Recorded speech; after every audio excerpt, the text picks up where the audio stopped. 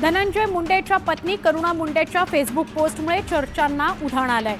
पोस्टमध्ये 3 मार्च 2025 ला राजीनामा होणार आहे असं सूचक विधान त्यांनी केलं आहे। उद्या अधिवेशनाआधी धनंजय मुंडेंचा राजीनामा होणार आहे असं पोस्ट करुणा मुंडेंनी केली आहे। पुढे जाऊया, अजित पवारांनी 2 दिवसांपूर्वी धनंजय मुंडेंचा राजीनामा घेतला। अजित पवार स्वतः धनंजय मुंडेंचा राजीनामा जाहीर करतील असं करुणा मुंडे म्हणतात। धनंजय मुंडेंच्या राजीनाम्यावरून सामाजिक कार्यकर्ते अंजली दमानिया यांनी प्रतिक्रिया दिली आहे। धनंजय मुंडेंना बडतर्फच केलं पाहिजे, राजकारणातून बाहेर काढलं पाहिजे अशी मागणी अंजली दमानिया यांनी केली। इतिहासकार इंद्रजित सावंत यांना फोनवरून धमकी देणाऱ्या प्रशांत कोरटकरला न्यायालयानं तात्पुरता दिलासा दिलाय। प्रशांत कोरटकर यानं दाखल केलेल्या अटकपूर्व जामिनावर सुनावणी करताना कोल्हापूरमधील न्यायालयानं त्याला 11 मार्च पर्यंत अटक करू नये असे आदेश दिले आहेत। स्वारगेट बस अत्याचार प्रकरणातील आरोपी दत्ता गाडेची डीएनए चाचणी होणार आहे। आरोपीच्या डीएनए चाचणीसाठी रक्त आणि केस फॉरेन्सिक लॅबला पाठवण्यात आलं। अखिल भारतीय महात्मा फुले समता परिषदेची राज्य कार्यकारिणी जाहीर झाली आहे। कार्याध्यक्षपदी बापूसाहेब भुजबळ, आमदार पंकज भुजबळ आणि समीर भुजबळ यांची नियुक्ती करण्यात आली। सरकारची कोंडी करण्याची तयारी विरोधकांनी केली आहे। राज्यातील विविध घटनांमुळे नेत्यांमध्ये जुगलबंदी रंगणार आहे। विरोधक सरकारला अर्थसंकल्पीय अधिवेशनात धारेवर धरण्याच्या तयारीत आहेत।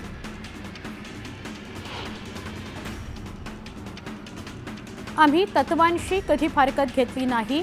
ज्यांनी तत्वांशी फारकत घेतली त्यांची स्थिती आता महाराष्ट्रात कशी आहे ते आपल्याला माहीत आहे असा टोला मंत्री गुलाबराव पाटलांनी उद्धव ठाकरेंना लगावला। आम्हाला गद्दार म्हणून चिडवलं, पण आम्ही भगव्यासोबत निष्ठा राखली असंही पाटील म्हणाले। उद्धव ठाकरे यांच्या आदेशानुसार महाराष्ट्रात ठिकठिकाणी पदाधिकारी कार्यकर्ता सुसंवाद मेळावे होणार आहेत। या मेळाव्याचा शुभारंभ आज ठाण्यातून होणार आहे। यावेळी राज्यातील उबाठा शिवसेना पक्षाचे नेते मार्गदर्शन करण्याकरता उपस्थित राहणार आहेत। राहुल सोलापूरकरांच्या निवडीवर पुणे महापालिकेनं स्पष्टीकरण दिलंय। राहुल सोलापूरकर यांची समितीवर निवड झालेली नाही असं पालिकेनं म्हटलंय। डिसेंबर 2023 मध्ये एक सल्लागार समिती बनवण्यात आली होती। सद्यस्थितीत कोणतीही नवी समिती स्थापन केली गेलेली नाही। फक्त ज्या सांस्कृतिक विभागातील तज्ञ व्यक्तींची चर्चा केली त्यांची नावं तिथे नमूद केलेली आहेत असं पालिकेनं म्हटलंय। रायगडच्या पालकमंत्रीपदाचा मुद्दा मंत्री भरत गोगावले यांनी सोडलेला नाही। महाडचं ग्रामदैवत वीरेश्वर महाराजांच्या छबिना उत्सवाच्या वेळी दर्शन घेतल्यावर गोगावले यांनी पालकमंत्रीपदावर भाष्य केलंय। वीरेश्वर महाराज माझ्या मतदारसंघातील देवस्थान आहे। आत्तापर्यंत मागितलेलं त्यांनी दिलेलं आहे। आता एक इच्छा मागितली आहे ती पूर्ण होईल असं गोगावले म्हणाले। राष्ट्रवादी काँग्रेस शरद पवार गटाचे प्रदेशाध्यक्ष जयंत पाटील यांनी विधानसभा अध्यक्ष राहुल नार्वेकरांचं कौतुक केलंय। विधानसभेचं रूप राहुल नार्वेकरांनी बदललेलं आहे। एखाद्याला उत्तम दूरदृष्टी असेल तर कसा बदल घडू शकतो याचं उत्तम उदाहरण राहुल नार्वेकर यांनी दिलंय अशी मिश्किल टिप्पणी जयंत पाटलांनी केली। ब्राह्मण समाज आणि इतर समाजाचा वाद हा राजकीय दृष्ट्या प्रेरित आहे असं विधान भाजपा आमदार गोपीचंद पडळकर केलं। महाराष्ट्रातल्या काही नेत्यांचा राज्यात सत्ता हमी योजनेचा कार्यक्रम अडचणीत येतो तेव्हा ते ब्राह्मण समाजाला टार्गेट करतात आणि इतर समाजाची माथी भडकवतात आणि मतं मिळवतात असा आरोप गोपीचंद पडळकर केला। गोरगरिबांचा दिवाळी दसरा निवडणूक वर्षामध्ये गोड करणारी आनंदाचा शिधा या योजनेला अखेर ब्रेक लागलाय।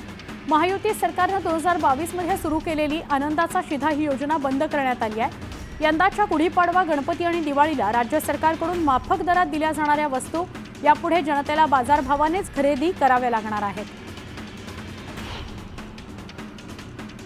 न्यायालयामध्ये नोकरी करण्याची इच्छा असणाऱ्यांसाठी महत्त्वाची बातमी आहे। मुंबई उच्च न्यायालयाच्या नागपूर खंडपीठात शिपाई पदासाठी भरती केली जाणार आहे। महत्त्वाचं म्हणजे 7वी, 10वी आणि 12वी उत्तीर्ण झालेले उमेदवार या पदासाठी अर्ज करू शकणार आहेत। अंमली पदार्थाच्या गुन्ह्यात पोलीस अधिकारी किंवा कर्मचाऱ्याचा सहभाग आढळला तर त्याला थेट बडतर्फ करण्यात यावं अशी महत्त्वाची सूचना मुख्यमंत्री देवेंद्र फडणवीस यांनी दिली। तसंच महिलांवरील अत्याचाराच्या गुन्ह्यांमध्ये न्यायालयामध्ये वेळेत आरोपपत्र दाखल करण्याच्या सूचनाही त्यांनी दिल्या आहेत। मुंबई विमानतळावरील बहुमजली पार्किंग तळापाशी पैसे देताना होणारी गर्दी टाळण्याकरता आता विमानतळावर डिजिटल पेमेंट व्यवस्था करण्यात आली आहे। Mobile wallet, debit credit card याद्वारे पेमेंट करता येईल। यामुळे लोकांच्या वेळेत बचत होईल असा दावा करण्यात आला आहे। राज्यातील 58वे उपप्रादेशिक परिवहन कार्यालय मीरा भाईंदर इथं मंजूर करण्यात आलं। मीरा भाईंदर इथल्या वाढती लोकसंख्या आणि त्या प्रमाणात वाढणारी वाहनधारकांची संख्या लक्षात घेता शासनानं इथं 58वे उपप्रादेशिक परिवहन कार्यालय सुरू करण्याचा शासन निर्णय जारी केलाय। मुंबईतील दादरमधील पूर्व आणि पश्चिम दिशेला जोडणाऱ्या ब्रिटिशकालीन टिळक उड्डाणपुलाच्या जागी नव्या पद्धतीनं केबल स्टेट पूल वेगानं आकार घेतोय। हा पूल बांधून पूर्ण झाल्यानंतर सध्या वापरात असलेल्या टिळक पुलाची पुनर्बांधणी करण्याचा निर्णय महारेलनं घेतला आहे। नवा टिळक पूल खाली आणि त्याच्यावर केबल स्टेट पूल असं दुमजली स्वरूप टिळक उड्डाणपुलाला प्राप्त होणार आहे। पश्चिम रेल्वेवर जोगेश्वरी टर्मिनसचं काम अंतिम टप्प्यामध्ये असून या वर्षाअखेरीस टर्मिनसमधून किमान 12 मेल एक्सप्रेस वाढवण्यात येणार आहेत। तसंच वांद्रे टर्मिनसमध्ये अतिरिक्त 3 मार्गिका जून महिन्यापर्यंत प्रवासी सेवेत येतील। यामुळे या टर्मिनसमधूनही अतिरिक्त रेल्वे धावू शकतील। खडकवासला प्रकल्पातील धरणसाठा लक्षात घेता पुणे शहराचं पाणी कायम ठेवण्याचा निर्णय कालवा समितीच्या बैठकीत घेण्यात आला। त्यानुसार सुमारे 21 टीएमसी पाणी महापालिकेला मिळणार आहे। राज्यातील मोठ्या, मध्यम आणि लहान प्रकल्पांमध्ये फेब्रुवारी अखेर एकूण पाणी साठवण क्षमतेच्या 58.68% पाणीसाठा आहे। गेल्या 10 वर्षांमध्ये फेब्रुवारी अखेर सरासरी 46.99% पाणीसाठा असतो। यंदा सरासरीच्या 11.69% जास्त पाणीसाठा आहे। मिठी नदीतील गाळ काढण्याच्या कामांकरता महापालिकेनं काढलेल्या निविदांमध्ये घोटाळा झाल्याचे आरोप वारंवार होत आहेत।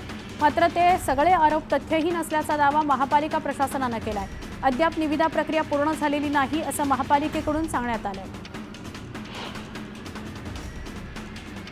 पुणे लोणावळ्या दरम्यान 3ऱ्या आणि 4थ्या मार्गिकेचा पहिला सविस्तर प्रकल्प अहवाल सादर करून 4 वर्षे लोटली, तर सुधारित अहवालाला आता वर्ष होत आलंय। यानंतरही राज्य सरकारच्या दप्तरी हा महत्त्वाकांक्षी प्रकल्प विचाराधीनच आहे।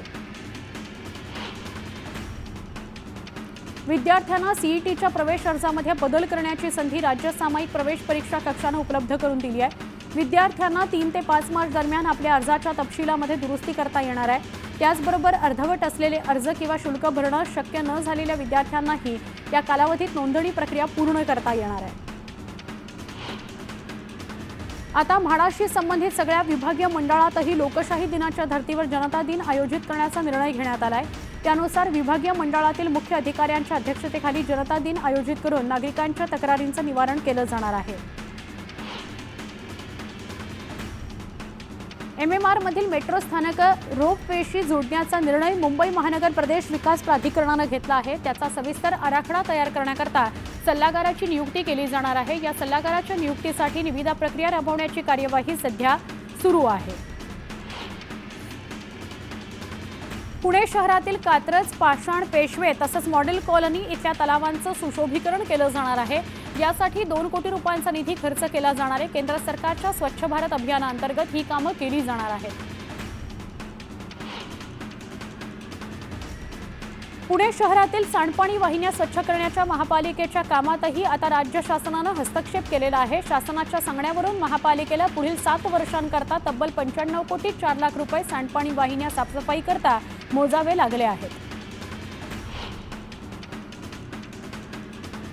देशाचा परकीय चलन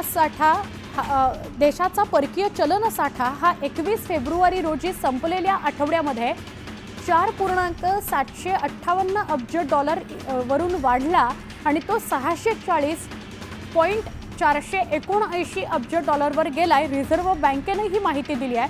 तर सोन्याचा साठा हा $426 दशलक्ष वाढलाय आणि 74.576 अब्ज वर पोहोचलेला आहे। केंद्र सरकारनं नोटबंदीनंतर चलनात आलेल्या 2000 रुपयांच्या नोटांपैकी 98.18% नोटा परत बँकेत जमा झालेल्या आहेत. त्यामुळे आता केवळ 6471 कोटी रुपये किमतीच्या नोटा लोकांकडे असल्याचं भारतीय रिझर्व्ह बँकेनं स्पष्ट केलेलं आहे.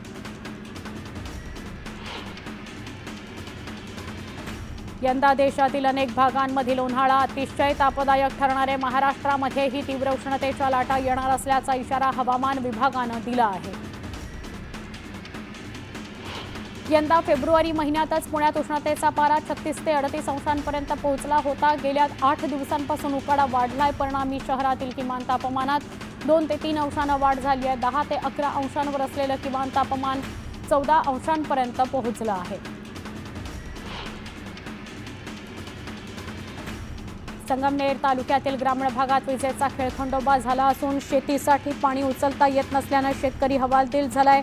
पाणी पूर्वेला नेलं जात असून आमच्यावर अन्याय होत असल्याचा संताप शेतकऱ्यांनी बाळासाहेब थोरात यांच्या समोर व्यक्त केला. धाराशिवमध्ये तुरीच्या दरात तब्बल 3000 घसरण झाली आहे. शेतकरी हवालदिल झालाय. अवघ्या 6 ते 7000 रुपये दरानं तूर विक्री करावी लागते. त्यामुळे तूर उत्पादक शेतकरी आर्थिक अडचणीत सापडला आहे.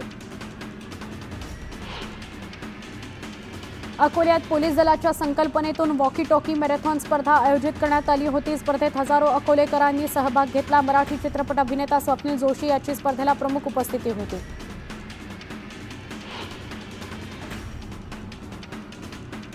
हर घर जल अंतर्गत जलजीवन मिशन योजनेच्या अंमलबजावणीत रत्नागिरी जिल्ह्यातील चिपळूण, गुहागर, संगमेश्वर या तालुक्यांमध्ये मोठा फज्जा उडाल्याचं चित्र आहे. गावागावांमध्ये फक्त पाण्याच्या पाईपच्या बंडलाचं ढीग दिसत आहेत, मात्र प्रत्यक्षात पाणीपुरवठा सुरळीत झालेला नाही.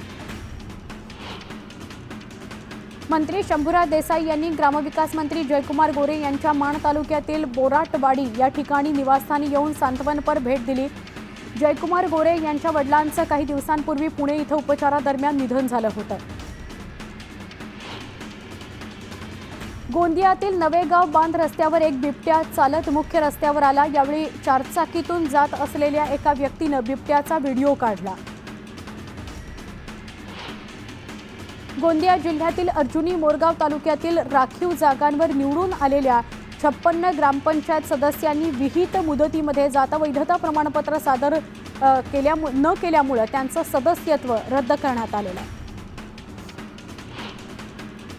संभाजीनगर विद्यापीठाच्या दीक्षांत समारंभामध्ये उपराष्ट्रपती जगदीश धनखड आणि राज्यपाल CP राधाकृष्णन यांची प्रमुख उपस्थिती होती. या कार्यक्रमामध्ये प्रोटोकॉलच्या नावाखाली पदवीच न दिल्यानं विद्यार्थी संतप्त झाले. पुन्हा एकदा दीक्षांत समारंभ घेऊन विद्यार्थ्यांना सन्मानित करावं अशी मागणी विद्यार्थ्यांनी केली आहे. उच्च आणि तंत्रशिक्षण विभागानं अकृषी विद्यापीठांसाठी कार्यपद्धती निश्चित केली आहे. एकूण 100 गुणांच्या आधारे प्राध्यापक पदाच्या उमेदवाराची निवड केली जाणार आहे. त्यानुसार शैक्षणिक गुणवत्ता, संशोधन आणि अध्यापन या बाबींचा 80% आणि मुलाखतीमधील कामगिरीसाठी 20% इतके गुण देण्यात येणार आहेत. साईबाबा संस्थानच्या रुग्णालयाला गुजरात इथल्या जयसाई फाउंडेशनकडून 21 लाख रुपयांच्या आधुनिक मशीन दान देण्यात आल्या आहेत. या अत्याधुनिक उपकरणांमुळे कार्डिओलॉजी आणि कार्डियाक सर्जरी विभागातील तपासण्या आणि शस्त्रक्रिया अधिक प्रभावी तंत्रज्ञानाच्या मदतीनं करता येणार आहेत. मुस्लिम समाज बांधवांचा रमजान ईद पर्वाला आजपासून सुरुवात होते. आज पहिल्या रोजाला सुरुवात झाली आहे. जळगाव जिल्ह्यातील बाजारपेठा विविध वस्तू आणि खाद्यपदार्थांनी सजल्या आहेत. अक्षय तृतीयेला महात्मा बसवेश्वर यांच्या जयंती सोलापूर शहरात परिसरात मोठ्या उत्साहात साजरी झाली. सध्या पालिका प्रशासनाकडून पुतळा परिसरात सुशोभीकरणाचं काम सुरू आहे. पालिका प्रशासनाकडून योग्य ती खबरदारी घेतली जावी अशा सूचना आमदार विजयकुमार देशमुखांनी दिल्या. नागपूर विदर्भच नव्हे तर ठिकठिकाणच्या प्रवाशांना नागपूरच्या डॉक्टर बाबासाहेब आंबेडकर आंतरराष्ट्रीय विमानतळावरून खास उन्हाळी नजराणा मिळणार आहे. आता इथून थेट कोल्हापूर, जयपूरसह ठिकठिकाणी झेपावता येणार आहे. सोलापूरच्या दुहेरी जलवाहिनी कामाची महापालिका आयुक्त सचिन ओंबासे यांनी पाहणी केली. सद्यस्थितीत 110 किलोमीटरपैकी 108 किलोमीटर पाईपलाईन टाकण्याचं काम तसंच 84 किलोमीटरची हायड्रॉलिक चाचणी पूर्ण झालेली आहे.